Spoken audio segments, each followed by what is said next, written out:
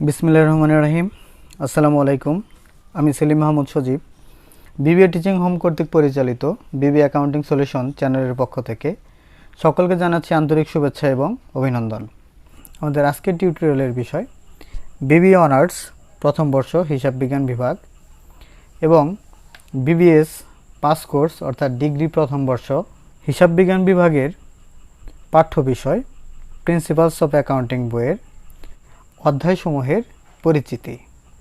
এই বইটিতে মোট 10টি অধ্যায় রয়েছে।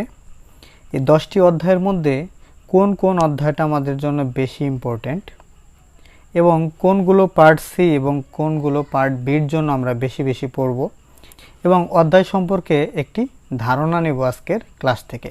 চলো তাহলে আজকের ক্লাসটি শুরু করা যাক।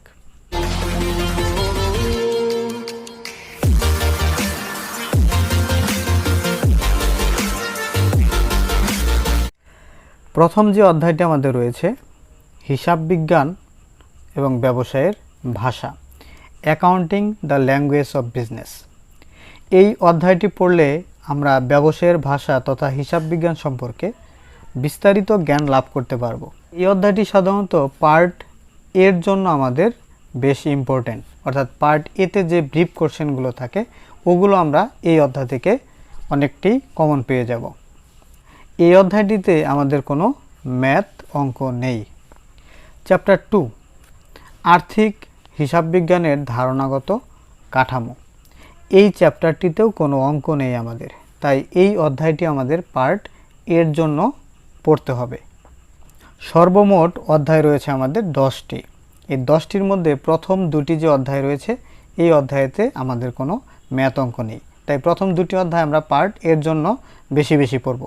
বাকি যে অধ্যায়গুলো রয়েছে ওগুলো থেকেও পার্ট এর সম্ভাবনা রয়েছে, ওগুলো আমাদেরকে পার্ট এর জন্য পড়তে হবে। এবার আসি অধ্যায় 3। এই অধ্যায়টি খুবই গুরুত্বপূর্ণ। অধ্যায় 3 হচ্ছে হিসাব বিজ্ঞান প্রক্রিয়া, দ্য অ্যাকাউন্টিং প্রসেস। এই চ্যাপ্টারটা কিন্তু একটু অনেক বড় এবং এই চ্যাপ্টারে অনেকগুলো অঙ্ক আমাদের রয়েছে এবং পরীক্ষায় সবগুলো আসার মতো। এই অধ্যায় থেকে পার্ট বি এবং সি উভয় পার্টে আমাদের অবশ্যই অঙ্ক থাকবে। এর মধ্যে প্রথম যে অঙ্কটা অবশ্যই আমাদের প্রত্যেকটা পরীক্ষায় আসে সেটা হচ্ছে হিসাব সমীকরণ অর্থাৎ অ্যাকাউন্টিং ইকুয়েশন। এই ইকুয়েশন থেকে কিন্তু পার্ট সিতে অবশ্যই একটি অঙ্ক আমাদের থাকবে। হিসাব সমীকরণ বা অ্যাকাউন্টিং ইকুয়েশন A=L+E নামে আমরা চিনি। যারা পূর্ব থেকেই কমার্সের বা বিজনেস স্টাডিজের স্টুডেন্ট ছিলে তারা ক্লাস 9 থেকে শুরু করে 9, 10 এবং intermediate first year second year তোমরা কিন্তু টোটাল 4 ইয়ার এই একই জিনিস করে আসছো, যেগুলো বাংলা ভার্সন ছিল, কিন্তু অনার্স বা ডিগ্রিতে এসে এগুলো এখন ইংলিশ ভার্সন আমাদেরকে শিখতে হবে। এরপরে আসো তৃতীয় অধ্যায়ের খতে বলছে লেনদেন, জাবেদা, খতিয়ান, রেওয়ামিল। এখানে কিন্তু পার্ট হচ্ছে 4টা।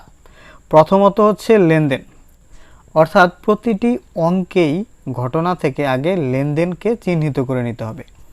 লেনদেন চিহ্নিত করার পর পর্যায়ক্রমে আমরা জাবেদা অর্থাৎ জার্নাল, খতিয়ান ইংরেজি হচ্ছে লেজার এবং রেওয়ামিল হচ্ছে ট্রায়াল ব্যালেন্স, এগুলো পর্যায়ক্রমে আমরা ক্লাসের মাধ্যমে শিখে নেব। এই অধ্যায় থেকে জাবেদা, খতিয়ান, রেওয়ামিল 3টা মিলে কিন্তু পার্ট সিতে একটি অঙ্ক আসতে পারে। আবার পার্ট বিতে শুধু জাবেদা কিন্তু পার্ট বিতে আসতে পারে, শুধু খতিয়ান পার্ট বিতে আসতে পারে এবং ছোট যদি একটি রেওয়ামিল আসে তবেও সেটি পার্ট বির জন্য কিন্তু বেশি ইম্পর্ট্যান্ট। এরপর আসো 3-এর গ, ভুল সংশোধনী, রেকটিফিকেশন অফ এরর্স, অথবা এটাকে আমরা রেকটিফাই জার্নাল বলে থাকি। অর্থাৎ জাবেদায় যে সমস্ত আইটেম আমাদের ভুলে বাদ পড়ে যায় বা আমরা ভুল করে ফেলি সেই ভুলগুলো পুনরায় সংশোধন করার জন্য আবার জাবেদা দিতে হয়, এটাকে আমরা বলি ভুল সংশোধনী জাবেদা। ভুল সংশোধনী জাবেদা এটি সাধারণত পার্ট বির জন্য বেশি ইম্পর্ট্যান্ট। এরপর আসো চতুর্থ অধ্যায়। চতুর্থ অধ্যায়ের নাম হচ্ছে সমন্বয় সাধন প্রক্রিয়া এবং হিসাব প্রক্রিয়া পূর্ণাঙ্গকরণ। সমন্বয় সাধন বলতে বোঝায় সাধারণত অ্যাডজাস্টমেন্ট। এই অ্যাডজাস্টমেন্ট প্রসেসে সাধারণত জাবেদা করতে হয়। এই জাবেদাগুলোকে আমরা সাধারণত সমন্বয় জাবেদা বলি, বাংলায় বলে সমন্বয় জাবেদা, ইংরেজিতে বলে অ্যাডজাস্টিং এন্ট্রি। এই সমন্বয় জাবেদা এমন কোনো পরীক্ষা নেই যেখানে আমাদের আসে না। সমন্বয় জাবেদা যদি ছোট করে আসে তাহলে পার্ট বিতে আসবে, আর যদি বেশি আইটেম দিয়ে জাবেদা আসে সেই ক্ষেত্রে পার্ট সিতেও আসতে পারে, তবে সি পার্টের চাইতে পার্ট বির জন্য এটা সম্ভাবনা কিন্তু একটু বেশি। সমন্বয় জাবেদা যদি পরীক্ষায় আমাদের নাও আসে তারপরেও কিন্তু আমাদেরকে অবশ্যই সমন্বয় জাবেদা শিখতে হবে, কেননা সমন্বয় জাবেদা যদি আমরা ভালো করে না শিখি তাহলে 4.1-এ যে আমাদের অধ্যায়টা রয়েছে ওয়ার্কশিট অর্থাৎ কার্যপত্র, এই অঙ্কটা কিন্তু আমরা কোনোভাবেই করতে পারবো না এই সমন্বয় জাবেদা ছাড়া। অর্থাৎ সমন্বয় জাবেদা যদি আমাদের একটা ভুল হয়ে যায় তাহলে কিন্তু ওয়ার্কশিট নিশ্চিত ভুল। তাই কার্যপত্র পার্ট সিতে প্রত্যেক বছর একটি করে অঙ্ক আসে, তাই কার্যপত্র যদি আমরা 100% কারেক্ট করতে চাই তাহলে অবশ্যই সমন্বয় জাবেদাও 100% কারেক্ট করতে হবে। এরপর আসো পঞ্চম অধ্যায়, পণ্যদ্রব্য ব্যবসায় পরিচালনা বা হিসাব পদ্ধতি, merchandising operation and accounting system. এই চ্যাপ্টারটা পার্ট সির জন্য অত্যন্ত গুরুত্বপূর্ণ একটি অধ্যায়। এই অধ্যায়ে বেশ কয়েকটি মেথডের অঙ্ক আছে, তবে অধ্যায়টি অনেক সহজ। প্রথমত হচ্ছে জাবেদার কিছু অঙ্ক আছে, পিরিয়ডিক এবং পারপিচুয়াল এই দুইটা পদ্ধতির মাধ্যমে জাবেদা বা জার্নাল করতে হয়, এবং FIFO, LIFO, simple average method, weight average method, এখানে আরও 4টা পদ্ধতি আছে। তবে এই 4টা পদ্ধতির মধ্যে ফিফো মেথড, লিফো মেথড এবং ওয়েট অ্যাভারেজ মেথড এই 3টে আমাদের বেশি important. FIFO, LIFO, simple, weight এই 4টা মেথড কিন্তু আমাদের একাদশ দ্বাদশ শ্রেণীতে ছিলই, এখন শুধু ইংলিশ ভার্সন করতে হবে। আর পিরিয়ডিক পারপিচুয়াল এটা আমাদের জন্য একটু নতুন, তবে অত্যন্ত সহজ। যারা সাধারণ জার্নাল বা জাবেদা করতে পারবে তাদের জন্য পিরিয়ডিক পারপিচুয়াল জাবেদা একদম সহজ। একটি ক্লাস যদি তোমরা করো তাহলেই এই সিস্টেমটা শিখে যাবে। তাহলে এই অধ্যায়টা আমাদের পার্ট সির জন্য অত্যন্ত ইম্পর্টেন্ট, তাই এই অধ্যায়টাও আমাদেরকে ভালো করে শিখতে হবে। এরপরে আসো ষষ্ঠ অধ্যায়, হিসাব পদ্ধতি, অ্যাকাউন্টিং সিস্টেম অ্যান্ড বিশেষ খতিয়ান অর্থাৎ স্পেশাল লেজার। এই অধ্যায়টাতে আমরা অঙ্ক পাবো টোটাল 4 ধরনের। একটা হচ্ছে sales journal, purchase journal, cash receive journal এবং ক্যাশ পেমেন্ট জার্নাল, অর্থাৎ ক্রয় জাবেদা, বিক্রয় জাবেদা, নগদ প্রাপ্তি জাবেদা এবং নগদ প্রদান জাবেদা। যাদের ব্যাকগ্রাউন্ড কমার্স তাদের কাছে এগুলো কোনো ব্যাপারই না, কারণ এগুলো পূর্বের ক্লাসে আমাদের ছিল, নতুন কিছু না। এই অধ্যায় থেকেও পার্ট সিতে আমাদের একটি অঙ্ক থাকে। কিভাবে থাকতে পারে? যেমন পারচেজ জার্নাল এবং সেলস জার্নাল দুটি একত্রে একটা অঙ্ক আসতে পারে, আবার ক্যাশ রিসিভ পেমেন্ট মিলে একটা অঙ্ক আসতে পারে, অথবা সেলস জার্নালের সাথে ক্যাশ রিসিভ জার্নাল দুইটি একত্রে আসতে পারে, অথবা পারচেজ জার্নালের সাথে ক্যাশ পেমেন্ট জার্নাল এই দুইটা মিলাও একটা অঙ্ক আসতে পারে। এই অধ্যায়টা আমাদের পার্ট বির চাইতে পার্ট সিতেই ইম্পর্টেন্ট বেশি। সপ্তম চ্যাপ্টার আসল নগদ নিয়ন্ত্রণ, ক্যাশ কন্ট্রোল।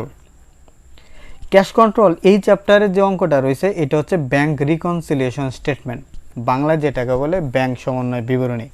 এই অধ্যায়টি অনেকের জন্যই অনেক কঠিন মনে হয়, কিন্তু বুঝতে পারলে আসলে এই অধ্যায়টা কিন্তু এতটা কঠিন না। অথবা এই অধ্যায় থেকে আমরা যদি হাতে গুনে 2-1টা অঙ্ক যদি ভালো করে শিখে নিতে পারি তাহলে ওই অঙ্ক থেকে আমাদের কিন্তু কমন পড়ে যাবে। এরপর আসো অষ্টম চ্যাপ্টার, প্রাপ্য হিসাবসমূহ এবং চলতি দায়ের হিসাব রক্ষণ। এইখানে টোটাল অধ্যায় আছে 3টা, 8.1, 8.2 এবং 8.3।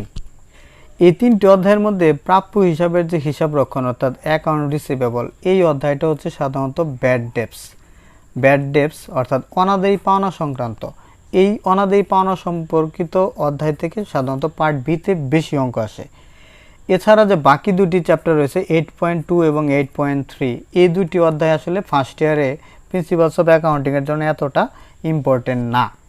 এই অধ্যায়টি যেমন অ্যাকাউন্টিং ফর কারেন্ট লাইবিলিটিস, এটি সাধারণত অনার্স সেকেন্ড ইয়ারে তোমরা ইন্টারমিডিয়েট অ্যাকাউন্টিংয়ের মধ্যে পাবে, ওইখানে এই অধ্যায়টা বেশ ইম্পর্টেন্ট। এরপর আসো নবম এবং দশম, এই দুটি অধ্যায় আমাদের পার্ট সির জন্য অত্যন্ত ইম্পর্টেন্ট। বিশেষ করে নবম যে অধ্যায়টি রয়েছে এটি পার্ট বি প্লাস সি। প্রত্যেকটি পরীক্ষায় পার্ট বি এবং সি মিলে টোটাল 14 নাম্বার কিন্তু আমাদের পরীক্ষায় এই অধ্যায় থেকে অবশ্যই আসে।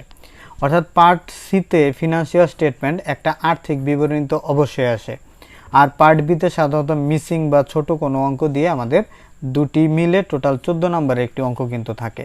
তাই এই অধ্যায়টার কোনো বিকল্প নেই, এটা আমাদেরকে অবশ্যই শিখতে হবে। এছাড়াও এই অধ্যায়টি যদি আমরা ভালো করে শিখতে পারি, পরবর্তীতে যখন আমরা second year, third year, fourth ইয়ারে যাব প্রত্যেকটি ইয়ারেই কিন্তু আমাদের এই ফিনান্সিয়াল স্টেটমেন্ট অঙ্কগুলো আছে। তাহলে একটা ইয়ারে যদি আমরা কষ্ট করে শিখে নেই, তাহলে পরের ইয়ারগুলো কিন্তু আমাদের আর নতুন করে শিখতে হবে না, আমরা অটোমেটিক পেরে যাব। আর 10 নম্বর হচ্ছে আর্থিক বিবরণী বিশ্লেষণ বা ফিনান্সিয়াল স্টেটমেন্ট অ্যানালাইসিস। এটির আরেকটি নাম হচ্ছে রেশিও অ্যানালাইসিস। আমরা রেশিও অ্যানালাইসিস নামে এটিকে বেশি চিনি। এইচএসসি কোর্সে কিন্তু রেশিও অ্যানালাইসিস বা অনুপাত বিশ্লেষণ ছিল, যেমন চলতি অনুপাত, তড়িৎ অনুপাত, তারপর হচ্ছে দেনাদার আবর্তন অনুপাত, পাওনাদার আবর্তন অনুপাত। এই ধরনের টোটাল 5টা অনুপাত আমাদের পরীক্ষায় আসে এবং প্রতিটাই হচ্ছে 2 মার্কস অর্থাৎ 10। সি পার্টে 10 মার্কের জন্য এই অঙ্কটা কিন্তু খুবই গুরুত্বপূর্ণ। এই বইটাতে মোট 10টা অধ্যায় রয়েছে। এই 10টি অধ্যায়ের মধ্যে যতগুলো অঙ্ক আছে এর মধ্যে কিন্তু অধিকাংশ অঙ্কগুলো আমাদের আগের করা, এর মধ্যে কিছু নতুন অঙ্ক আমাদের রয়েছে। এখন যারা আগের করা আছে তাদের জন্য না হয় সুবিধা, কিন্তু যারা নতুন স্টুডেন্ট তাদের জন্য তাহলে কেমন হবে? তাদের জন্য দুশ্চিন্তার কিছু নাই। এই বইটা অনার্স কোর্সে অনেক সহজ একটা বই। তোমরা যদি নিয়মিত আমার এই অনলাইন ক্লাসগুলো করো, আশা করি এই চ্যাপ্টারগুলোতে তোমাদের কোনো সমস্যাই থাকবে না। আজকের এই প্রথম ক্লাসে সবগুলো অধ্যায় সম্পর্কে তোমাদের জাস্ট একটা ধারণা দেওয়ার চেষ্টা করলাম। পরবর্তী ক্লাসগুলোতে আমরা একটি একটি করে অধ্যায়ের অঙ্কগুলো সলভ করব। আশা করি নিয়মিত ক্লাস করলে তোমাদের এই বইটাতে কোনো সমস্যাই থাকবে না এবং কি তোমরা খুবই ভালো রেজাল্ট করতে পারবে। তাই পরবর্তী ক্লাসের আমন্ত্রণ জানিয়ে আজকে এখানেই বিদায় নিচ্ছি। সবাই ভালো থাকো, সুস্থ থাকো। আল্লাহ হাফেজ।